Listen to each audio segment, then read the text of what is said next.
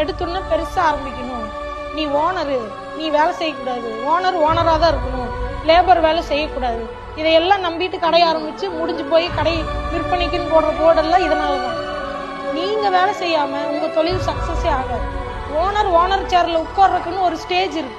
அந்த ஸ்டேஜ் வரைக்கும் ஓனர் நாயா வேலை செஞ்சுதான் ஆகணும். எடுத்துன்னு போய் ஓனர் கல்லாவில் உட்கார்ந்தா அடிப்படை வேலை எதுவுமே தெரியாது. எதுவுமே தெரியாதப்ப அவனை யார் வேணா ஏமாத்தலாம். புரியுதுங்களா? ஏன்னா அவன் கையில வேலைக்கு ஆள் இல்லை. இப்போ ஒரு ஆள் வரல, அந்த வேலையை யாருக்கு பார்ப்பாங்க? ஓனருங்கிறவ யாரு? எல்லா வேலையும் அவனுக்கு தெரிஞ்சிருக்கும். யாரு வரலினாலும் யாரு ஏமாத்தினாலும் அந்த நாலேஜ் இருந்தா மட்டும்தான் அங்க ஏன் மிஸ்டேக் நடக்குதா இல்லையானாவது கண்டுபிடிக்க முடியும். ஓனர் சேர்ல மட்டும் கொண்டிருந்தீங்கன்னா உங்களை எல்லாரும் மொட்டை அடிச்சிருவாங்க. உங்க கடை சீக்கிரமா இழுத்து சாத்திட்டு தான் போகணும். பார்லரா இருந்தா கூட எந்த ஒரு வேலையா இருந்தாலும் ஒரு ஓனர்னா அந்த ஓனருக்கு அடிமட்ட வேலையிலிருந்து டாப் வரைக்கும் எல்லா வேலையும் தெரியணும். ஒருத்த வரலன்னா ஓனர் அங்க நின்று வேலை செய்யணும். எல்லா வேலையும் தெரியும் போதுதான் ஒரு இடத்துல இல்லையே இந்த இடத்துல இது நடக்காதே, அது எப்படி நடக்குங்கிற டவுட் வரும். எவனும் நம்மளை ஏமாத்த முடியாது.